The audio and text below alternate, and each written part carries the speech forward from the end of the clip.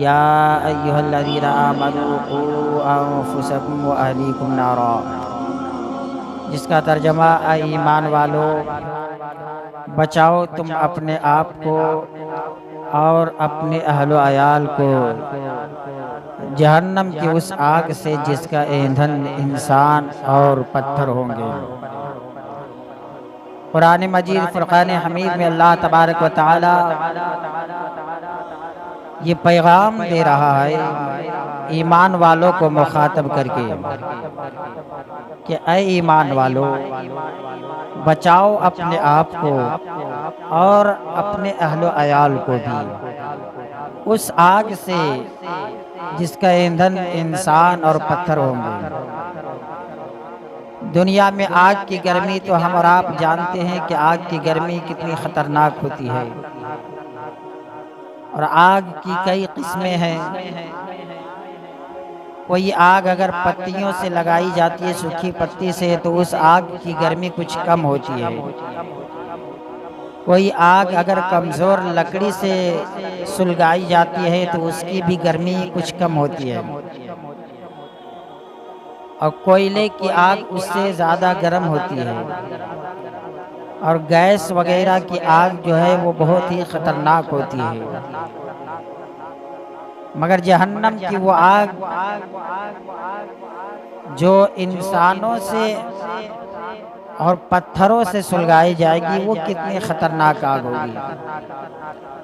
यहाँ अगर किसी के जिस्म के ऊपर आग की चिंगारी उड़कर पड़ जाती है तो पूरा जिस्म इंसान का बेचैन हो जाता है। आग की कोई चिंगारी उड़कर अगर छोटी सी उंगली में पड़ जाए तो पूरा जिस्म बेचैन बेकरार हो जाता है। आग की कोई चिंगारी उड़ करके अगर जिस्म के किसी हिस्से में पड़ जाए, जिस्म के किसी हिस्से को जलाए, तो पूरा जिस्म बेचैन बेकरार हो जाता है।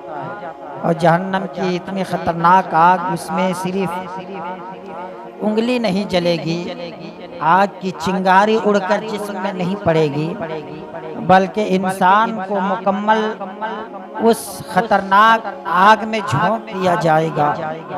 जो गुनाहगार होंगे, जो सियाहकार होंगे, जो खताकार होंगे, जो बदकार होंगे, जो शराबी होंगे, जो जुआरी होंगे, जो जानी होंगे, जो चोर होंगे, डाकू होंगे, बेनमाजी होंगे, गीबत करने वाले होंगे, इन सारे लोगों को, इन सारे गुनाहगारों को जहन्नम की दहकती हुई आग में झोंका जाएगा। इसीलिए अल्लाह तबारक व तआला कुरान मजीद में इरशाद फरमा रहा है, या अय्युहल्लज़ीना आमनू क़ू अन्फुसकुम व अहलीकुम नारा, ऐ ईमान वालों, बचाओ तुम अपने आप को और अपने अहलो अयाल को जहन्नम की उस आग से जिसका ईंधन इंसान और पत्थर होंगे। एक इंसान अपने आप को जहन्नम की आग से कैसे बचाए? अपने आप को भी बचाना है और अपने अहलो अयाल को भी बचाना है। अगर एक इंसान अपने आप को जहन्नम की आग से न बचा पाए तो फिर उसके ज़रिए से दूसरे लोग भी, उसके घर के दूसरे अफराद भी जहन्नम की आग में झोंके जा सकते हैं। और एक इंसान अगर अपने आप को जहन्नम की आग से बचाने की कोशिश करे, एक इंसान अगर अपने आप को सही रास्ते पर चलाना शुरू कर दे तो वो खुद भी जहन्नम की आग से बचेगा और उसके अहलो अयाल भी जहन्नम की आग से बचते हुए नजर आएंगे। हर इंसान चाहता है कि मैं जहन्नम की आग से बचूं। हर इंसान ये सोचता है कि मैं जहन्नम में जाना तो दरकिनार, जहन्नम के करीब भी ना जाऊं और मैं डायरेक्ट जन्नत में चले जाऊं। मगर आसान नहीं कि डायरेक्ट कोई जन्नत में जाए। अगर आसान होता तो इतने सारे रास्ते इंसानों को तय नहीं करना पड़ता।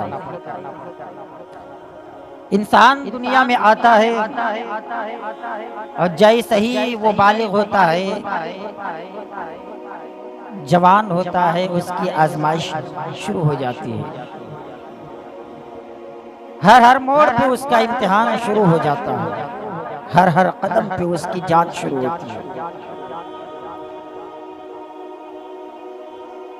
और अगर इंसान इसी दुनिया में आकर के अपने आप को ना संभाल सके, अपने आप को ना बचा सके, तो फिर कहीं नहीं बचा पाता है। अपने आप को बचाने का भी हुक्म हुआ है, अपने अहलो अयाल को भी बचाने का हुक्म हुआ है। आखिर कौन सा तरीका इंसान अपनाए जो खुद भी बच जाए और उसके अहलो अयाल भी बच जाए? कोई ना कोई तरीका तो होगा, कोई ना कोई सूरत तो होगी। रब ने कुरान में कहा कि अपने आप को भी बचाओ, अपने अहलो अयाल को भी बचाओ। तो ये इंसान कैसे बचाए? तो कुरान जगह जगह पे रहनुमाई कर रहा है। या अय्युहल्लज़ीना आमनु तक़ुल्लाह व कूनू मअस सादिक़ीन। ऐ ईमान वालों, डरो तुम अल्लाह से और सच्चों के साथ हो जाओ। कहीं कुरान कह रहा है अक़ीमुस्सलात व आतुज़ ज़कात, नमाज कायम करो और ज़कात अदा करो। कहीं कुरान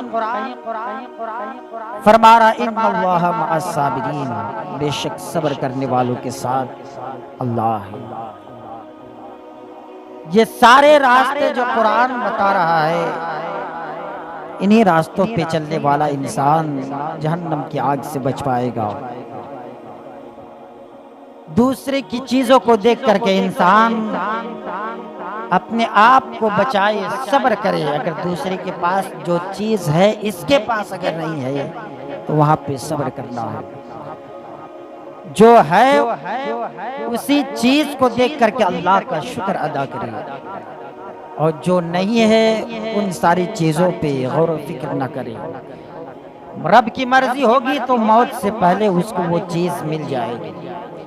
मेरे आका सरवर कायनात सल्लल्लाहु ताला अलैहि वसल्लम इरशाद फरमाते हैं कि जिस तरह मौत इंसान को ढूंढती है, उससे कहीं ज्यादा इंसानों को उसका रिस्क ढूंढता है। एक इंसान दुनिया के किसी कोने में रहे, उसकी मौत जहां पे आनी है वहीं पे मौत आएगी। और एक इंसान दुनिया के किसी कोने में रहे, उसके मुकद्दर में जो रिज़्क लिखा है वो हर हाल में उस तक पहुंचेगा। फरमाने मुस्तफ़ा का मतलब यही है कि जिस तरह इंसान मौत से नहीं बच सकता, उसी तरह इंसानों का लिखा हुआ रिज़्क छूट नहीं सकता। मलकुल मौत से एक मर्तबा अल्लाह तबारक व तआला ने पूछा कि ऐ इज़राइल अलैहिस्सलाम, तू बहुत सारे लोगों की रूह को कब्ज़ किया, कभी तुझे अफसोस हुआ? हालांकि रब को सारी चीज़ों का इल्म है ना, वो आलिमुल गैब व शहादा है, फिर भी अल्लाह तबारक व तआला पूछ रहा है। यहीं से कुछ बदअक़ीदों को सबक लेना चाहिए जो कह देते हैं कि मुस्तफ़ा को इल्म गैब नहीं है। तो ये सारे वाक़या पढ़ेंगे तो ऐसा लगेगा कि वो लोग कह देंगे कि खुदा को भी इल्म गैब नहीं, माअज़ल्लाह। खुदा पूछ रहा है मलकुल मौत से कि तू बेशुमार लोगों की रूह को कब्ज़ किया, कभी तुझे अफसोस हुआ? तो हज़रत इज़राइल अलैहिस्सलाम मलकुल मौत जवाब देते, 2 मरतबा मुझे बहुत अफसोस हुआ। अल्लाह तबारक व तआला ने पूछा कब? का एक मर्तबा एक कश्ती समंदर से गुजर रही थी, बहुत सारे लोग उस कश्ती में सवार थे। अचानक बीच समंदर में वो कश्ती भंवर में फंस गई, सारे लोग हलाक हो गए। कश्ती तूफान से टकराकर चकनाचूर हो गई। उसी कश्ती के तख्ते पे एक औरत सवार थी जो जिंदा थी, उसके अलावा सब हलाक हो गए थे, सब मर गए थे। सबकी रूह को मैंने कब्ज कर लिया तेरे हुक्म से। उसी कश्ती के तख्ते पे एक औरत बची हुई थी जो जिंदा थी, मगर वो हामिला थी, अभी चंद ही दूर चली थी। उसी तख्ती पे वो उसी तख्त पे सवार थी। कश्ती के टूटे हुए तख्त पे वो हामिला औरत सवार थी, अभी कुछ ही दूर चली थी कि उसके पेट में जो बच्चा था वो बच्चा जन्म ले लेता है, उस हामिला औरत के पेट से बच्चा बाहर आता है। अभी बच्चा जैसा ही बाहर आया था, तेरा हुक्म हुआ था उस औरत की रूह को कब्ज कर लो। उस वक्त मुझे बहुत अफसोस हुआ था कि कोई जिंदा नहीं बचा। एक औरत जिंदा बची, वो भी बीच समंदर में तख्ते पे है, हामिला है, और अभी बच्चे की विलादत हुई है तो फौरन रब का हुक्म हो रहा है कि उसकी माँ की रूह को कब्ज कर ले। आखिर इस बच्चे को पालेगा तो कौन पालेगा? ये बच्चा जिंदा रहेगा तो कैसे रहेगा? अल्लाह तबारक व तआला की बारगाह में मलकुल मौत अर्ज करता, उस वक्त मुझे बहुत अफसोस हुआ था कि इसकी माँ अगर जिंदा बच जाती तो अच्छा था। दूसरी मर्तबा एक बादशाह था, अपनी पूरी कमाई से आलीशान जन्नत बनवाया। ऐसी जन्नत जो इंसानों ने सुना भी नहीं था। आलीशान जन्नत बनवाया, बेशुमार खजानों का मालिक, पूरी दुनिया में बादशाहत उसकी थी। जब जन्नत बनकर तैयार हो गई उसकी, उसने वादा किया था कि जब तक मेरी जन्नत मुकम्मल नहीं बनेगी उस वक्त तक मैं जन्नत में कदम नहीं रखूंगा। और जब उसकी जन्नत बन गई, सज गई, सवर गई, गुलाम से कहा घोड़ा लेकर के आओ। बेहतरीन घोड़े पे सवार होकर के अपनी पूरी कमाई की बनाई हुई जन्नत के करीब पहुंचा। अभी एक कदम जन्नत के दरवाजे पे रखा था, तेरा हुक्म हुआ था इसकी रूह को कब्ज कर। उस वक्त मुझे बहुत अफसोस हुआ था कि पूरी कमाई की पूंजी से जन्नत बनवाया, पूरी कमाई की दौलत को इकट्ठा करके जन्नत बनवाया था। एक मर्तबा देख लेता तो अच्छा था, मगर ना देख पाया। तेरा हुक्म था इसी वक्त उसकी रूह कब्ज कर लो, मैंने रूह कब्ज कर लिया। अल्लाह तबारक व तआला ने इरशाद फरमाया, मलकुल मौत जानते हो वो दोनों कौन थे? क्या तू ही बता दे मौला? क्या वो दोनों एक ही थे? वो बच्चा वही बच्चा बादशाह बना जिस बच्चे की माँ की रूह कब्ज करते हुए तूने अफसोस किया था कि इस बच्चे की परवरिश कौन करेगा, इस बच्चे को कौन पालेगा। मैं दुनिया में भेजना भी जानता हूँ, उसको पालना भी जानता हूँ, समंदर के भंवर में फंसाना भी जानता हूँ, तो समंदर की लहरों की आगोश से निकालना भी जानता हूँ। मैं बादशाहत भी देना जानता हूँ, मैं दौलत के खजानों का अंबार भी लगाना जानता हूँ, और अचानक उस दौलत की कुंजी को छीनना भी जानता हूँ। यही वो बच्चा था पूरी दुनिया जिसको लावारिस समझ रही थी। यही वो बच्चा था जिसको देखकर तू अफसोस कर रहा था कि बीच समंदर में तख्ते में ये बच्चा गोश्त के लोथड़े की शक्ल में लटक रहा है, अभी पैदा हुआ है, ये जिंदा कैसे रहेगा, इसकी परवरिश कौन करेगा, इसकी माँ का इंतकाल हो गया है और बीच समंदर में है, कहीं कोई समंदरी जानवर ना निगल ले, कहीं कोई मछली ना हमला कर दे, कहीं समंदर में गिरकर यह हलाक ना हो जाए। उस वक्त मेरी मशीयत पुकार रही थी, तो कोई देखे या ना देखे, जिसने पैदा किया है वो जरूर देखे।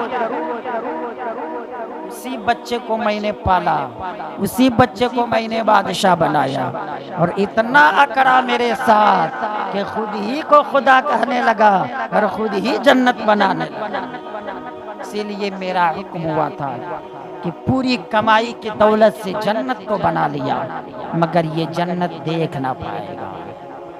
या अय्युहल्लज़ीना आमनू कू अंफुसकुम व अहलीकुम नारा, ईमान वालों बचाओ तुम अपने आप को और अपने अहलो अयाल को जहन्नम की उस आग से जिसका ईंधन इंसान पत्थर। इस आयत करीमा को सुनने के बाद, पढ़ने के बाद, तर्जमा पे गौर करने के बाद जिस्म के रोंगटे खड़े हो जाते हैं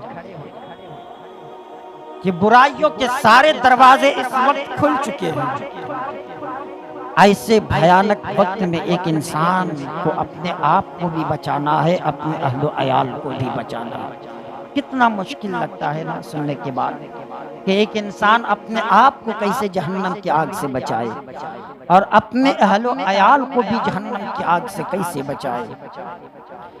हजरत उमर फारूक रज़ी अल्लाह ताला अन्हु के विसाल के बाद तकरीबन 15 साल के बाद किसी ने ख्वाब में देखा तो क्या देखा? हजरत उमर फारूक रज़ी अल्लाह ताला अन्हु अपनी आंखें मसल रहे।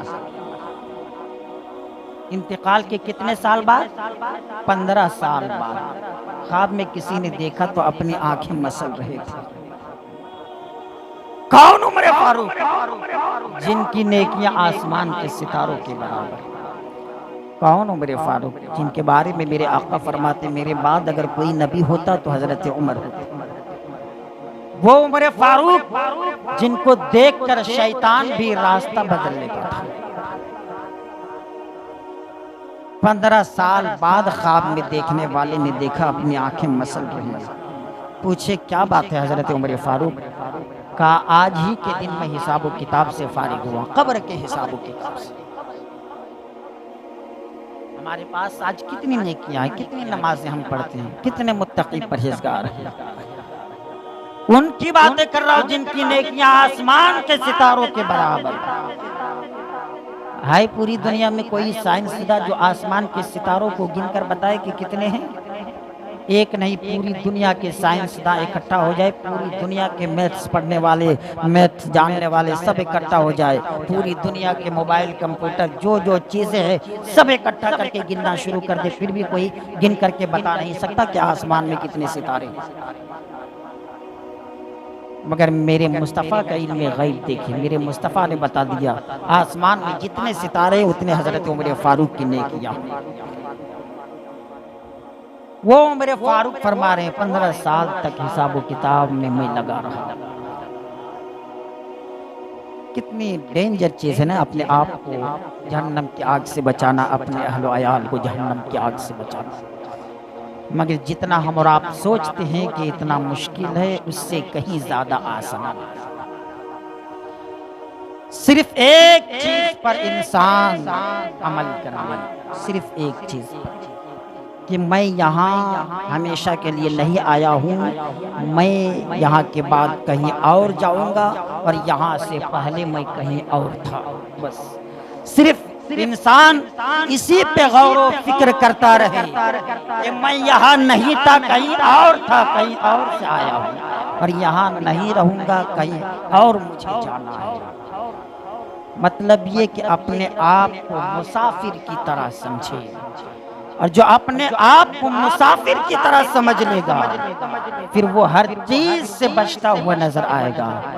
जब जब उसका कदम गलत चीज की तरफ बढ़ेगा, खुद ब खुद उसका दिल कहेगा तू यहाँ रहने के लिए नहीं आया है, क्यों इस चीज की तरफ बढ़ रहा है, तुझे कहीं और जाना है, क्यों बिला वजह तुम हराम कारी में मुब्तला होने जा रहे हो।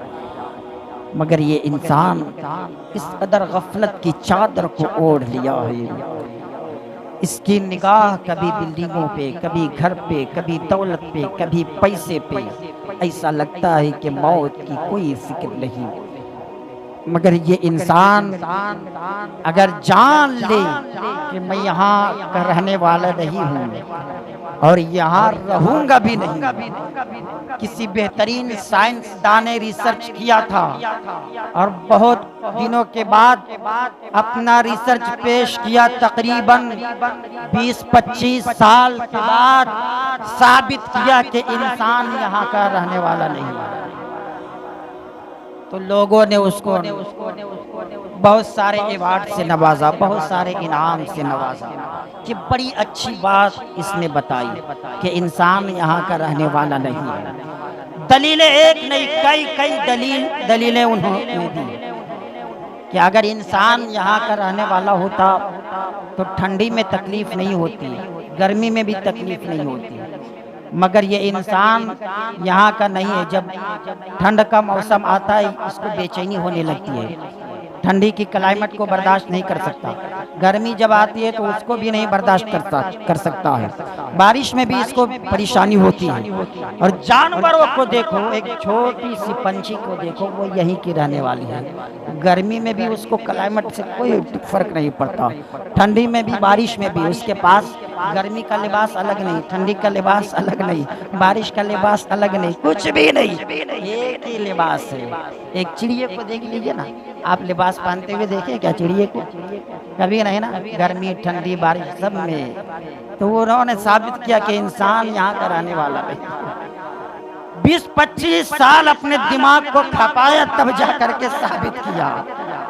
मगर मदरसे में पढ़ने वाला बच्चा का बेवकूफ़, इतने साल अपने दिमाग को खपाने की ज़रूरत क्या थी? हम लोग तो बचपने में ही पढ़ लिए थे कि हज़रत आदम अलैहिस्सलाम जन्नत से तशरीफ़, इतना साल दिमाग खपाने की ज़रूरत क्या थी? कुरान पढ़ लिया होता तो तुझे चंद मिनट में मालूम पड़ जाता कि इंसान यहाँ का नहीं, यहाँ से नहीं आया, ये जन्नत से आया है और फिर यहाँ रहेगा भी नहीं, जाएगा कहीं और।